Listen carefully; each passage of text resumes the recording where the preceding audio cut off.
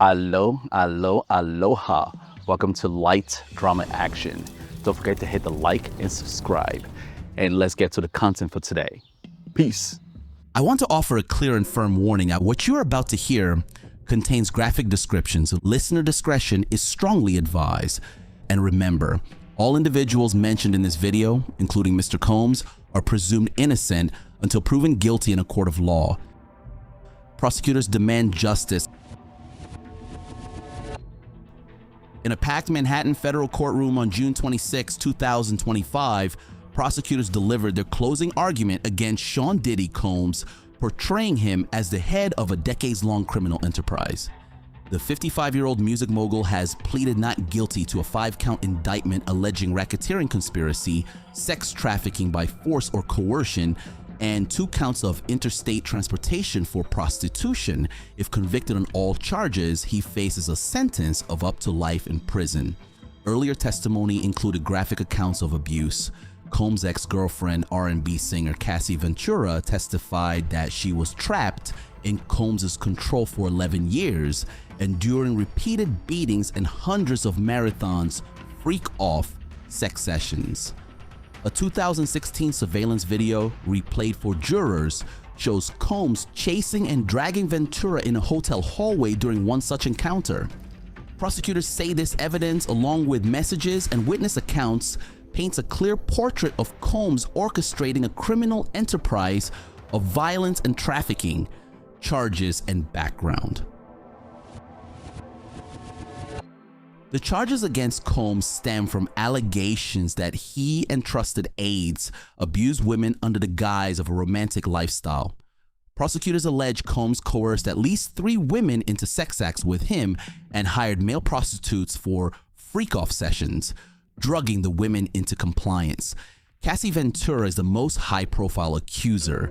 She filed a civil suit in late 2023 describing years of abuse and forcing Combs to step down from his company. The government says that suit set off a cascade of revelations, including evidence that Combs tried to cover up crimes once Ventura's allegations became public. Over 6 weeks of trial, prosecutors introduced piles of evidence from sex video recordings and travel records to witness testimony to support charges that Combs ran a racketeering conspiracy that abused women over 2 decades. In court, Assistant U.S. Attorney Christy Slavik reminded jurors that Combs was accused of crime after crime, and that he had acted as though his fame, wealth, and power put him above the law. In her closing statement, Slavik said jurors had seen how every part of Combs' world served his desires.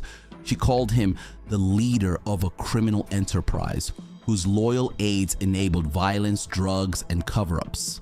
Slavik told the jury Combs doesn't take no for an answer, and that he had counted on silence and shame to hide his crimes, using a small army of employees to carry them out.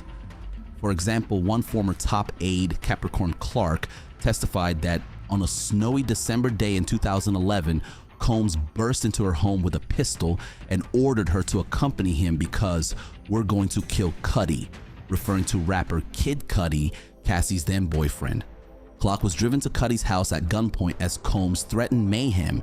After a chaotic confrontation, Combs later warned Clark she and others would be killed if she told anyone what happened. Prosecutors say these threats and attacks show the reach of a 2-decade racketeering conspiracy enforced by armed bodyguards and fear. Slavik also highlighted more brazen schemes. Surveillance and financial records showed Combs' involvement in property damage and bribery. For instance, prosecutors pointed to evidence that Combs orchestrated the torching of Kid Cudi's convertible in 2012 after vowing revenge, and that he later paid a hotel security guard $100,000 to delete video of him assaulting Cassie, victims' testimonies, and the freak-offs. Central to the government's case were the stories of Combs victims who described being coerced into degrading sex acts. Cassie Ventura testified that Combs subjected her to hundreds of drug-fueled freak-off sessions where she was forced to have sex with paying clients for days on end while he watched and sometimes filmed. Ventura said she endured infections and injuries but complied to avoid his violence. The jury rewatched the grisly 2016 hotel assault video and Slavik reminded them that Combs had to be stopped. He knew exactly what he was doing, that is sex trafficking, Slavik said as the footage played. Prosecutors argued that these marathon encounters were not consensual fun but a form of forced labor. Ventura and others testified they were kept awake with drugs like ketamine and GHB so they would cooperate. Another accuser, known in court only as Jane, described a similar ordeal. Jane began a relationship with Combs in 2021 and said he used gifts and affection to hook her, a tactic prosecutors call love bombing, and then transitioned to coercion. She testified that Combs insisted she participate in group sex encounters, hotel nights with male escorts. When Jane told him she no longer wanted to have sex with other men, Combs repeatedly pressured her with promises and threats. He paid Jane's rent and implied it would be withdrawn if she refused. Prosecutors noted that Combs responded not with apology, but by arranging more freak-offs. Jurors heard that on one occasion, Combs flew a male prostitute to New York on false pretenses, then locked Jane in a bathroom and taunted her. By the end of her testimony, Jane was shaking. Together, Cassie's and Jane's accounts showed jurors women who repeatedly tried to refuse Combs' demands, only to be manipulated back into compliance by drugs, intimidation, or financial control. Combs' former personal assistant, identified only as Mia, also took the stand. Mia told jurors that working for Combs meant obeying him at all hours. She described being kept awake for days and performing household tasks at a moment's notice. When Combs was upset one morning, he lashed out, even throwing an office computer at her.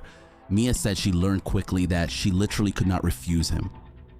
"I couldn't tell him no about a sandwich. I couldn't tell him no about anything," she said, adding that Combs' authority was above the police.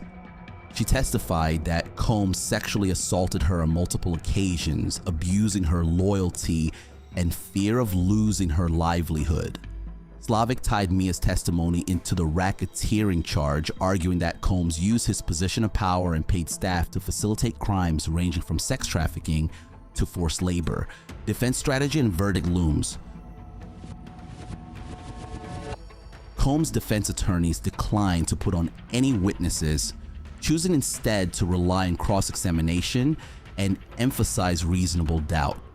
Before dismissing jurors, Judge Arun Subramanian instructed them that after the defense presents its closing argument on Friday, the government will have one final rebuttal, and then he will charge the jury on the law. The jury will then retire to begin deliberations. Prosecutors urged the jury that the weight of the evidence demanded a verdict. Up until today, the defendant was able to get away with these crimes because of his money, his power, his influence, Slavik told jurors. That stops now. They reiterated that the charges were not about consensual role play, but about a web of force, fraud, and coercion carried out with the help of Combs' inner circle. The jurors must now decide whether Sean Diddy Combs' wealth and celebrity excuse are ends unto themselves, or whether he will be held accountable for the crimes prosecutors allege were committed as part of a group that served only his desires.